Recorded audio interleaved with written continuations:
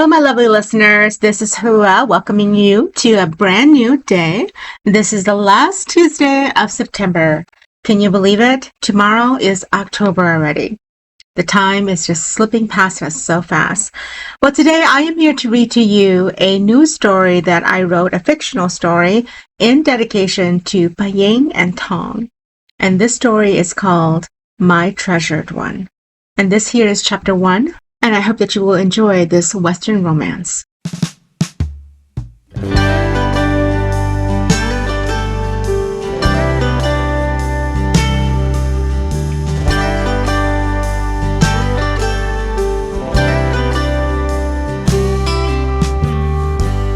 Colors of white and gray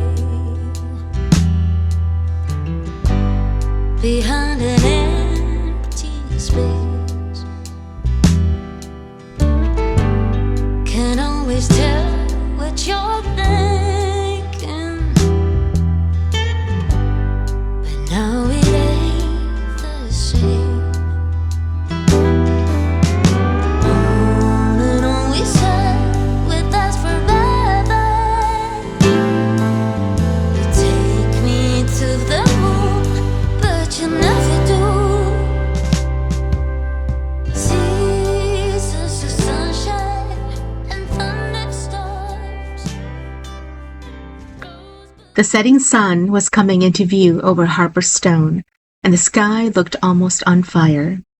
The wagon wheels were squeaking, having done more than enough on this cruel ride from Texas to Mississippi. Paying rubbed her legs, feeling blood flow back into them as she let out a deep breath. She was exhausted, hungry, and she needed a bath. 2 days straight in this wagon, and she looked like she'd crawled out of a grave. She yawned, feeling the energy drain from her soul as she said a silent prayer for them to reach the town soon. She'd never wanted to leave. In fact, leaving had been her last resort, but her stepfather had set it up perfectly so she'd be out of the picture forever. When her husband Chan decided to become governor, he'd looked for towns so far out that were seeking someone to make the city more richer, and it happened to be Harper Stone, a small settlement in Mississippi, practically nowhere, who housed a mere 200 people, and they weren't governed by anyone except citizens. The sheriff himself had been running the show all along, and he'd been searching for someone qualified to help the town grow. And her stepfather came to Chan, immediately sharing the newfound discovery. And what did Chan do? He contacted the sheriff, and the two struck a deal. Now, here she was, leaving behind Dallas, the only home she had ever known, and heading to the middle of nowhere. Chan had won her in a bid. Her stepfather had pitched a project and lost. Chan had set his eyes on her for a long time, and he had asked her hand in marriage instead of money. He was 12 years her senior and had been married before, but his first wife had passed away just shortly after the wedding. He'd been a bachelor since, and the moment she hit her prime years, he wanted her. But beneath the dark suits and governor status, she felt his fist on her at night, and he'd forced her when she said no. He was mean, abusive, and controlling, a mixture that led her to become mute over the 5 years of marriage, and she'd secretly been taking concoctions to keep herself from becoming pregnant. Payang had been Dallas beauty queen for 3 years running. She'd been the one woman that everyone wanted to have, and yet her life turned out to be the most tragic among all the young girls. She was only 24 years old, and yet she was living a life that was making her older every single day. The first time Chan put his hands on her, he'd come back home drunk, and she blamed the alcohol. The second time he was sober, and she had nothing else to point to. The third time, she knew what kind of man she'd married. Everywhere she went, she couldn't look at anyone in the eye, and his snitch, Henry, always walked with her to report back what she tried to keep hidden. Life was no longer a beauty pageant. It was now a horror story. The wagon ran over a stone and bumped, causing something to break, and she leaned forward, almost losing her seat. She pushed open the curtain and saw that one of the wheels had fell off.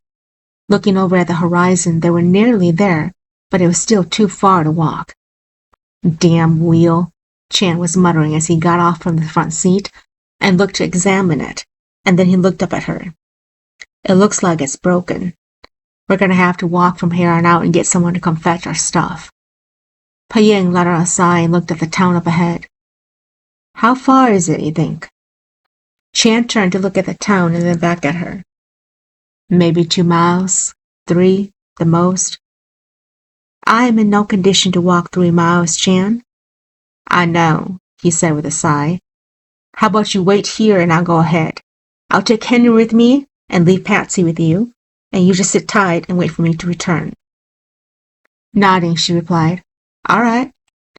He turned and headed to where she heard him conversing with his right-hand man and Snitch Henry. The two started on foot toward the town, and Patsy came to climb in with her. Patsy was her servant and only friend he allowed her.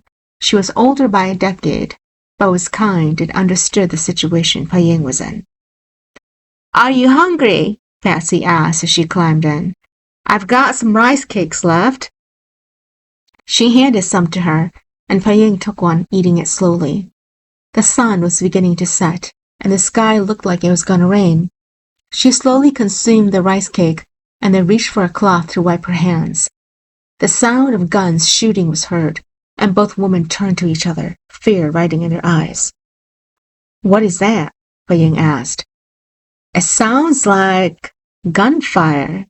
Patsy opened the curtain and looked out, and then she shut it frantically and turned around with wide-open eyes. Cowboys, on horses and guns. What? She asked in shock. What are we going to do now? Close the curtains. Patsy reached over and shut it as much as she could. The sound of horse hooves came closer, and then it stopped where their wagon was. Look at this! An abandoned wagon! Someone cried. Patsy reached for her hands, and the two held each other. The curtains were ripped open with a knife, and the two screamed. Oh, woman! One of the men reached in and tore Paying's sleeve.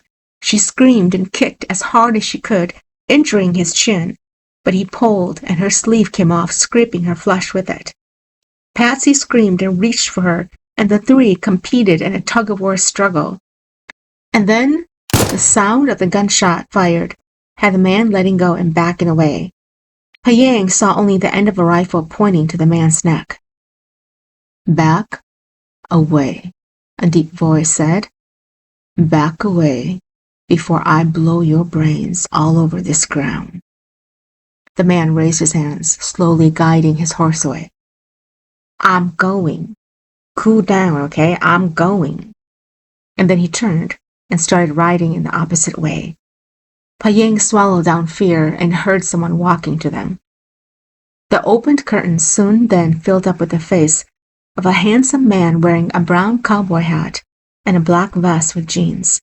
His muscled arms were glistening with sweat, and he looked like he'd been created from the heavens.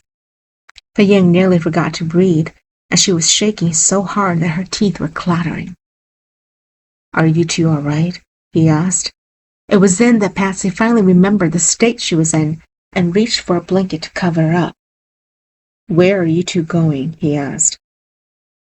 Harper Stone, Paying said.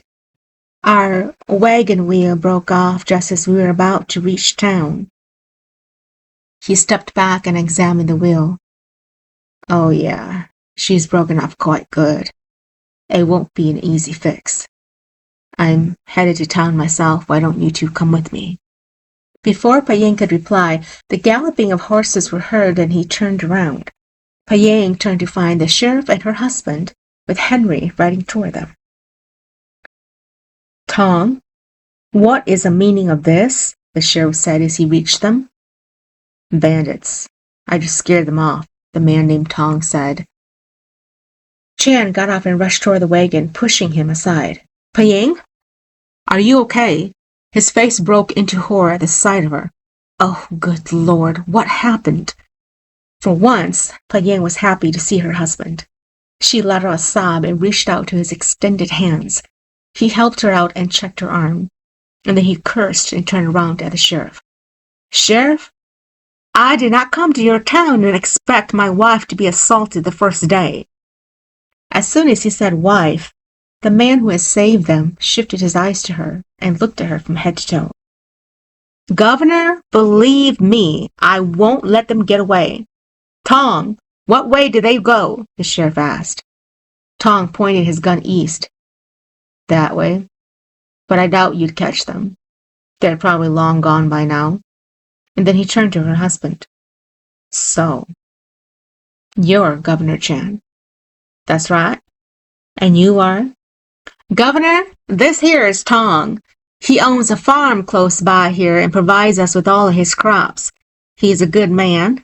Thankful he was here to help the missus. Chan swallowed and then extended his hand out to shake his hand. Thank you, sir. Thong took his hand and smiled. Welcome to Harper Stone, Governor. And then he turned his eyes to her. Ma'am. Paying nodded. Thank you for saving us. Ma'am, I'm Sheriff Bailey. We are so lucky to have you and the governor here with us. Why don't we head on over to town and I can show you where you'll be living? Thong, since you're here, you mind giving us a hand?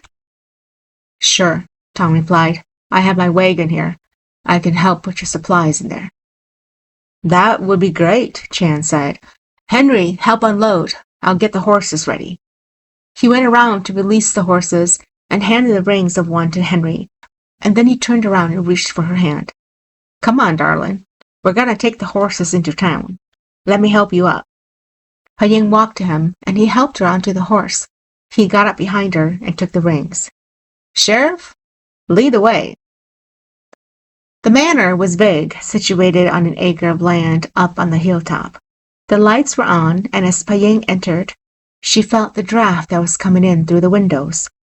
It was cold. Patsy took her belongings into the master bedroom, and Henry took the horses to the stable behind the house. There would be a lot of cleaning to do. No one has taken residence in this place since it was built. We had a young man who had once built this place for his sweetheart, but she had broke his heart and left with a minor. It's been sitting empty since then, Billy explained. It's perfect for us, Chan said as he dropped the suitcases on the ground. Thank you, Sheriff. Thank you, Paying said as she smiled. You're both welcome, Governor. You have a good night, and tomorrow at first light I'll host a small gathering in the city to welcome you. Good night. He tipped his hat and walked out to where Thong was standing. When Paying looked out, she caught sight of him looking at her once, and then he tipped his hat at her and left with the sheriff. It had been a long day already for Thong, and he wasn't expecting to find himself cornered with the governor's wife. At first, he thought she was just another woman coming in to build a fashion store. But the moment the governor came in and took over, his heart had burned a hole as he'd found the woman to be way too young for the governor. But who was he to judge? He had been alone for the past 20 years after his parents left him, and he hadn't had a relationship with anyone. Most of the women in town stayed away from him because he was timid. But deep within, he just wanted a woman who could help him heal and give him a family. After he returned home, the sun had set completely, leaving the world in a darkened state. He lit up the logs in the back of his yard and let it guide light to his eyes. His family ranch had been in the family for the past 50 years, and he grew up there, watching both his parents pass. He wouldn't sell it, despite so many people offering him good money for it. This was his masterpiece, and he intended on leaving it for his children.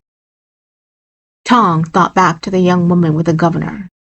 He hadn't met a woman who suddenly entered his mind at an odd hour, and it surprised him seeing as she was another man's wife.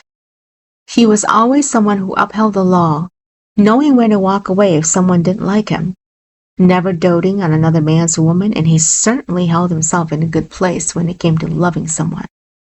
But it surprised him when her face came into his mind. At first glance, she'd looked like a lost little child, and he felt the need to protect her. That surprised him even more, as he'd never experienced that feeling.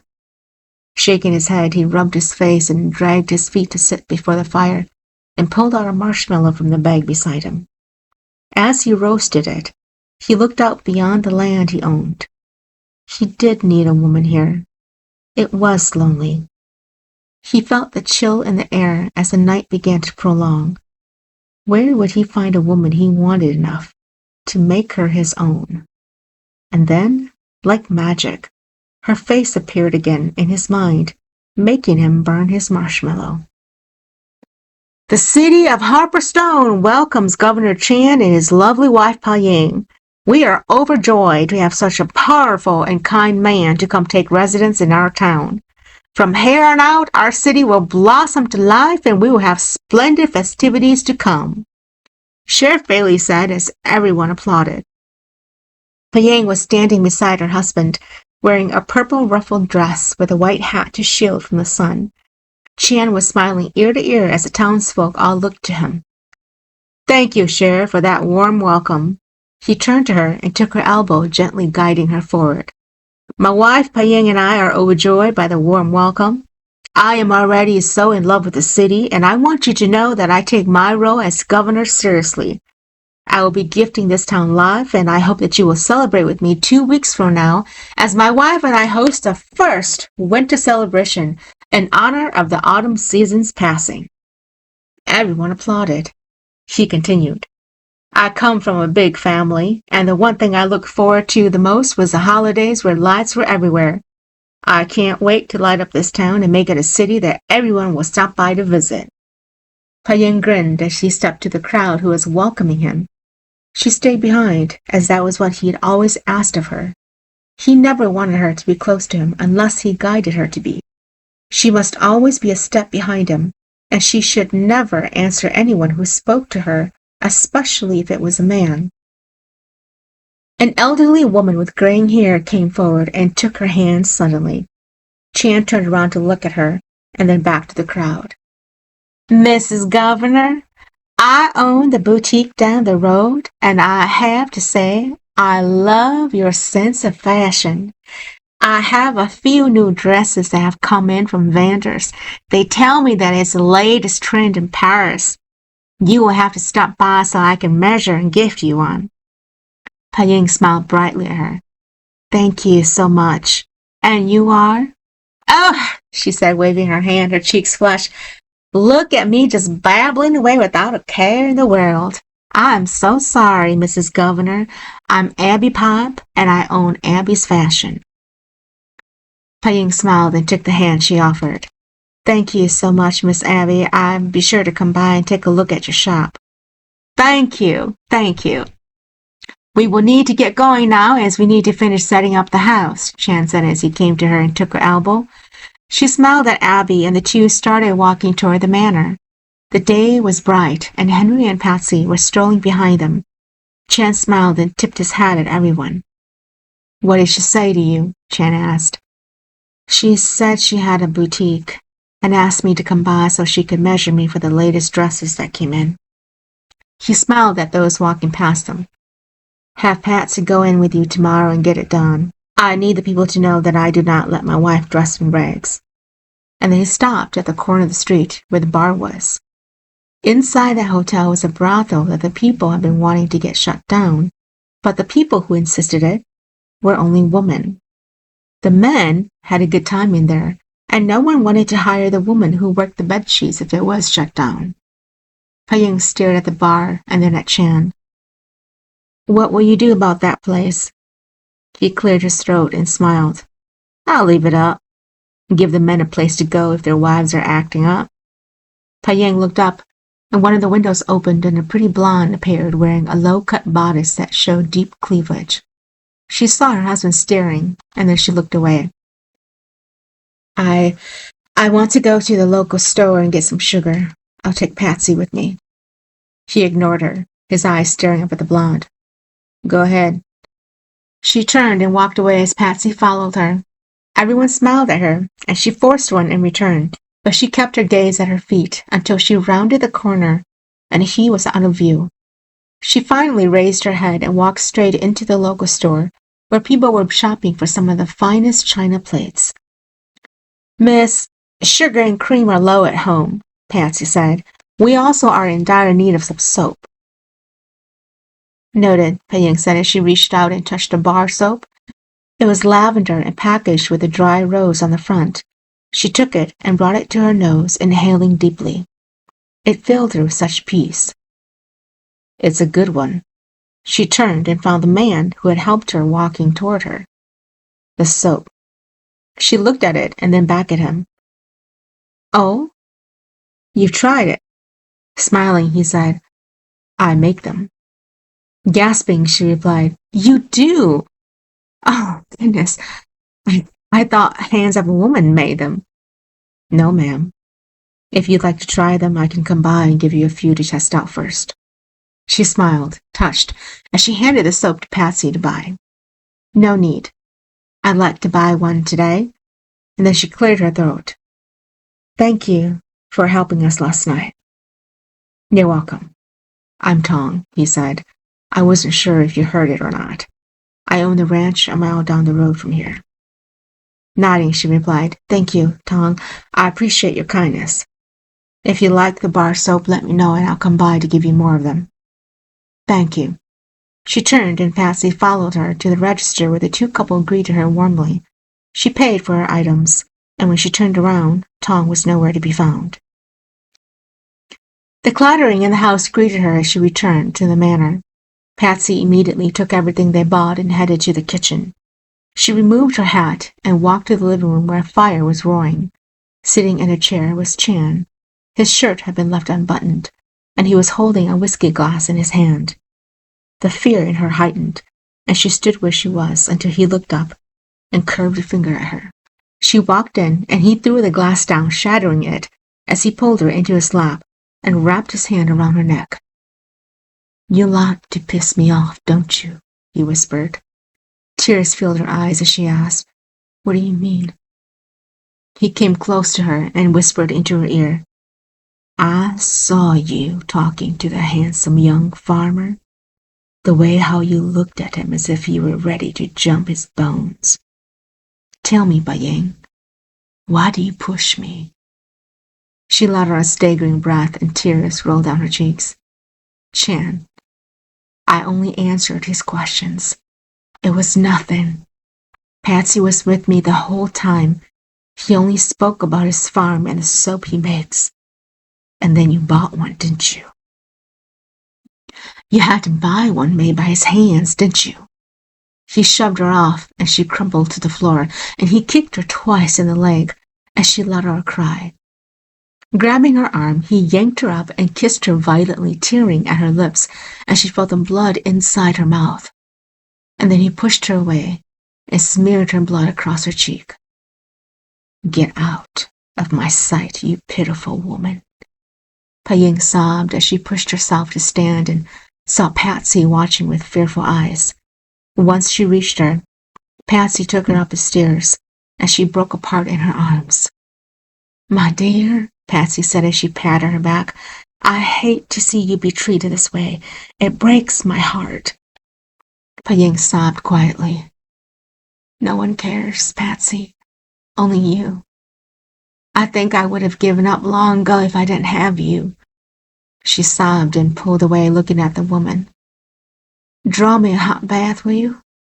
Maybe the soap will calm me down. Yes, miss. Patsy left her, and she took the soap out to touch, smelling it. It brought tears to her eyes, making her feel out of place in this big old manor. And then she reached up and felt her raw lips. Shutting her eyes from the pain, she sobbed quietly into the night. Thank you for tuning in. Chapter 2 will be out shortly.